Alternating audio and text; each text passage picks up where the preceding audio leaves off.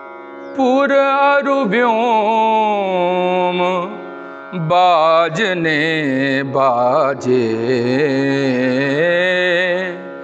खल भय मलिन साधु सब राजे। सुर किन्नर नर नाग मुनीसा, जय जय जय कहीं देहि असीसा। जनकपुर में और सारे संसार में इसके अतिरिक्त व्योम बाजने बाजे, आकाश मार्ग में भी देवता अत्यंत हर्षित होकर के नगाड़े, वाद्य, दुंदुभी इत्यादि बजाने लगे। और उस समय दुष्टों के अंदर मलिनता आ गई और साधु जो सज्जन लोग हैं वे सब प्रसन्न हो गए। सुर, नर, नाग, किन्नर, मुनीस, यहाँ तक कि सृष्टि की समस्त शक्तियाँ उस समय भगवान को आशीर्वाद दे रही हैं। नाचहि गावहि विबुध बधूटी, बार बार कुसुमांजलि छूटी। नाचहि गावहि, देवांगनाएं नृत्य करने लगी और बारंबार सभी पुष्पों की वृष्टि भगवान के ऊपर कर रहे हैं। जहाँ तहाँ विप्र वेद धुनि करहि, बड़े बड़े आचार्य, बड़े बड़े ऋषि, महर्षि, तपस्वी वेद की ध्वनि का उच्चारण कर रहे हैं। सामवेद, ऋग्वेद, अथर्ववेद, यजुर्वेद, इन चारों मंत्रों के स्वस्ति वाचन, मंगलाचरण इत्यादि पढ़े जा रहे हैं। और उस समय जो बंदीगण हैं वो भगवान श्री राम के वंश की और महाराजा जनक जी के वंश की बिरदावली का बखान कर रहे हैं, बिरद गा रहे हैं। कहने का तात्पर्य, इन दोनों वंशों में जितने भी राजा हुए हैं सभी परोपकारी, ज्ञानी, वैरागी हुए हैं। महिपाताल नाक जस व्यापा, राम बरी शिव भंजेऊ चापा। तीनों लोकों में यह ख्याति हो गई और यह बात पूरे ब्रह्मांड में फैल गई कि श्री राम जी ने शिव जी के धनुष का खंडन कर दिया है। करहि आरती पुर नर नारी, देहि निछावर बित्त बिसारी, करहि आरती। और उस समय जितने भी वहाँ के नर और नारी हैं वो भगवान की आरती कर रहे हैं और जो भी सामर्थ्य है उनके जीवन में उस सामर्थ्य के अनुसार भगवान को आरती करने के बाद में जितने भी वहाँ पर लोग खड़े हुए हैं सभी न्यौछावर कर रहे हैं। भगवान श्री राम जी की और सीता जी की जोड़ी इतनी मनोहारी है कि ऐसा लगता है मानो छवि और श्रृंगार एक ही स्थान पर खड़े हो गए हों। सखी कहीं प्रभु पद गहु सीता, करती न चरण परस अति भीता। सखियां कहती हैं कि हे देवी, तुम भगवान के चरणों का स्पर्श कर लो, परंतु भगवती सीता भगवान के चरणों को नहीं छूना चाहती हैं क्योंकि उनके मन में भय है। भगवान श्री राम के चरणों की रज पा करके अहल्या मोक्ष को प्राप्त हो गई और उनको लगता है कहीं ऐसा ना हो कि मुझे भी मोक्ष मिल जाए और मैं भगवान श्री राम के चरणों से दूर हो जाऊं। ऐसा सोच करके भगवती सीता उनके चरणों को नहीं छू रही।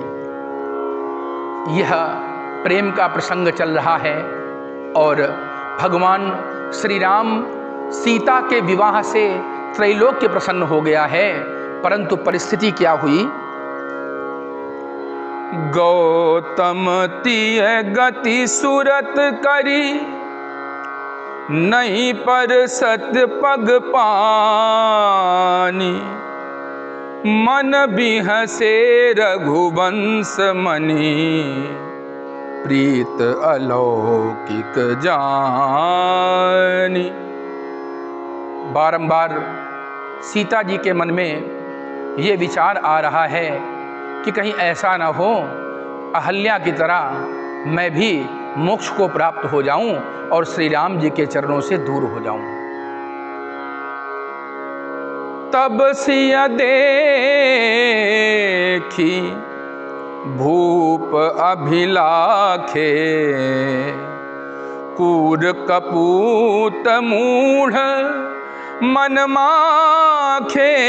उठी उठी पहरी सनाह अभागे, जहाँ तहाँ गाल बजावन लागे। भगवती सीता की सुंदरता को देख करके वहां पर उपस्थित जितने भी दुष्ट राजा हैं, उठ उठ पहिरी सनाह अभागे, जहां तहां गाल बजावन लागे। बड़ी बड़ी डींगे हाँकने लगे, बड़ी बड़ी बातें करने लगे। हिंदी में एक मुहावरा है गाल बजाना, तो अपने मन में बारंबार कह रहे हैं और एक दूसरे से कह रहे हैं कि हम क्या करेंगे। लेहु छड़ाय सिय कहा, को धरि बांधहु नृप बालक दो। कोई राजा कहता है कि सीता को हम लोग छुड़ा लें, राम और लक्ष्मण को बंदी बना लिया जाए। तोरे धनुष चाड़ नहीं सरई, जीवत हम ही कुंवर को बरई। अरे धनुष तोड़ देने से बहुत बड़ी बात थोड़ी हो गई, इसी से सारी बात नहीं बनेगी, अपितु हमारे जीते जी सीता का विवाह देखे कौन करता है।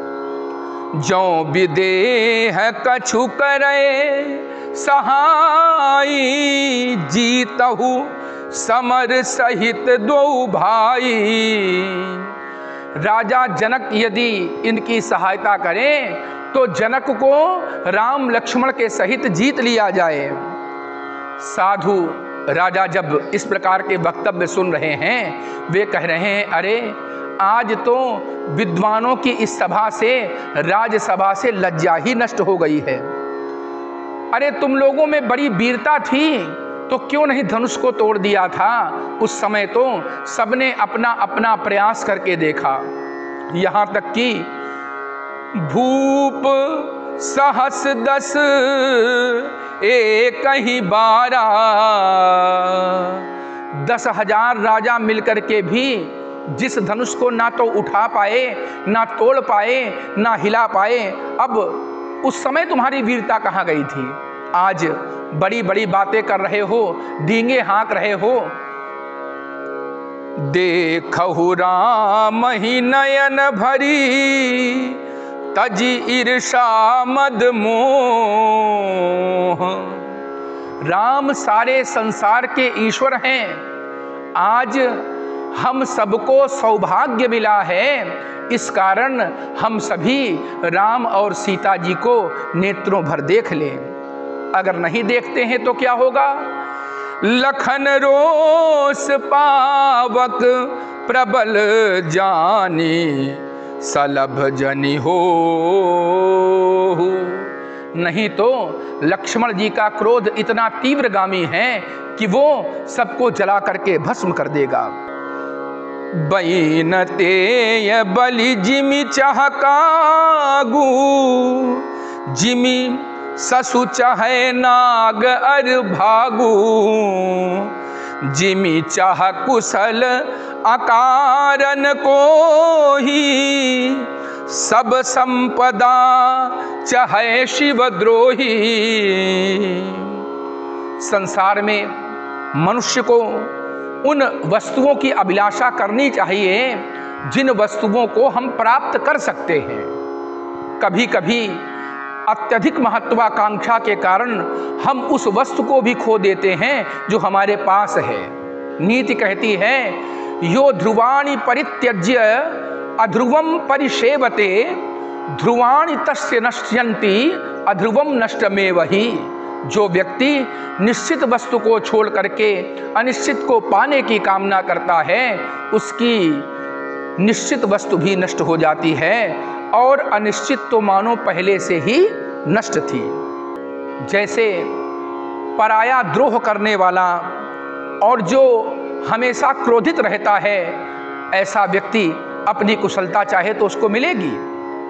काम, क्रोध, लोभ ये तीनों ही मनुष्य के शत्रु हैं। ये भगवान कहते हैं कि त्रिविधम नरकस्येदम, नरक के ये 3 द्वार हैं, काम, क्रोध और लोभ। इसमें से भी सबसे ज़्यादा कष्टकारी होता है क्रोध, क्योंकि कामी व्यक्ति यदि किसी वस्तु की कामना करता है तो हो सकता है उसे वो वस्तु प्राप्त हो जाए, बार बार रटते रटते उस वस्तु को वो प्राप्त कर सकता है।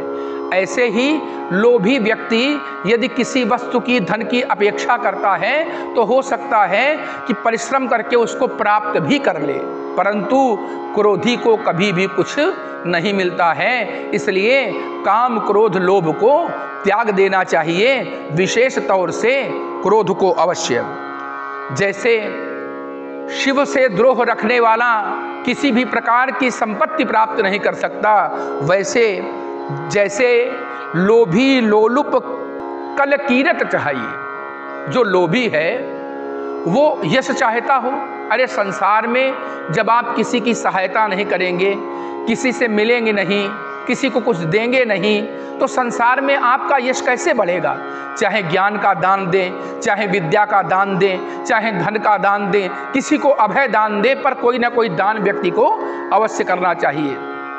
यदि कोई अत्यधिक कृपण है तो संसार में उसको यश नहीं मिलता है। इसलिए बहुत अधिक कृपणता नहीं करनी चाहिए, क्योंकि धन की 3 ही गतियाँ होती हैं, दानम, भोगो, नाशः, तिस्रो गतयो भवन्ति वित्तस्य, यो न ददाति न भुंक्ते तस्य तृतीया गतिर् भवति। धन की 3 गतियां होती हैं, दान, भोग और नाश। अब ये विचार आपको करना है कि हम दान देते हैं कि भोग करते हैं या धन को नष्ट करते हैं। कहने का तात्पर्य कि अत्यधिक कृपणता नहीं होनी चाहिए। अत्यधिक कंजूसी से यश नहीं मिलता संसार में। कृपणः कस्य ना प्रियः, अर्थात संसार में ऐसा कौन है जिसको कृपण व्यक्ति प्रिय है। तात्पर्य ये हुआ कि बहुत ज़्यादा कंजूसी नहीं करनी चाहिए। क्यों? क्योंकि कहा गया है, शास्त्र कहते हैं कि बहुत अधिक कंजूस व्यक्ति का नाम नहीं लेना चाहिए। बोले किसका किसका नाम नहीं लेना चाहिए? तो बोले आत्मनाम गुरोर नाम नामाति कृपणस्य चा श्रेयस कामो न ग्रहणीयात ज्येष्ठा पत्य कलत्रयो हो।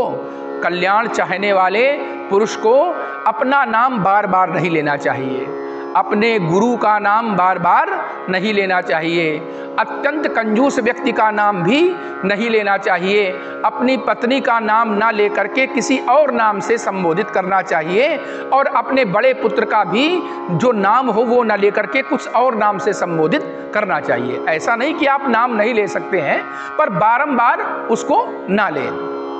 तो जैसे लोभी व्यक्ति को कीर्ति प्राप्त नहीं हो सकती और कामी व्यक्ति कभी निष्कलंक नहीं हो सकता।